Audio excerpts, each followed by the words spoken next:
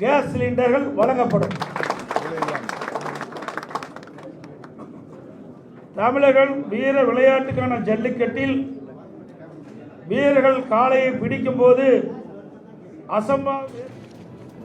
அறிவிப்பு 3.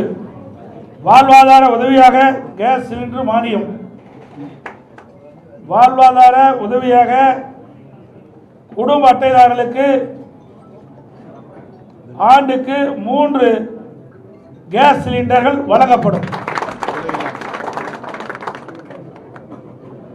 தமிழர்கள் வீர விளையாட்டுக்கான ஜல்லிக்கட்டில் வீரர்கள் காளையை பிடிக்கும் போது அசம்பாவிதம் ஏற்பட்டு உயிரிழக்க நேரிட்டால் அவரது குடும்பத்தாருக்கு ரூ. 10 லட்சம் வழங்கப்படும்.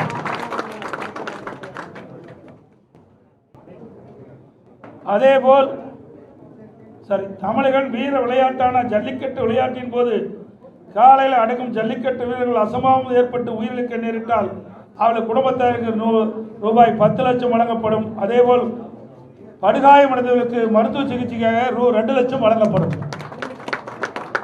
அரசாணை வழங்கப்பட்ட இடங்களில் நடைபெறும் ஜல்லிக்கட்டு போட்டிகளை எழுச்சியோடு நடத்துவதற்கு அரசின் சார்பில் மானியமாக 5 லட்சம் வழங்கப்படும். ஜல்லிக்கட்டு போட்டி நடத்துவதற்கு தற்போது கடைபிடிக்கப்பட்டு வருகின்ற ஆன்லைன் முறையை ரத்து செய்யப்படும். ஏற்கனவே இருந்த பழைய நடைமுறையை மேனுவல் மீண்டும் பின்பற்றப்படும்.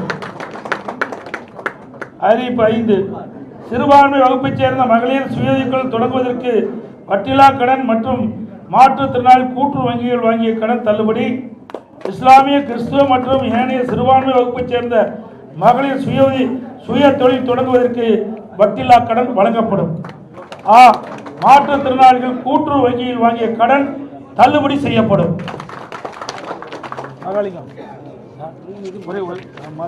கொடுக்க வேண்டாம் சொல்லிருங்க, கொடுத்துட போறாங்க. கொடுக்க வேண்டாம்டா தம்பி, மாத்தி எங்க கொடுக்க வேண்டாம், கொடுக்க வேண்டாம், மாத்தி கொடுத்துரு.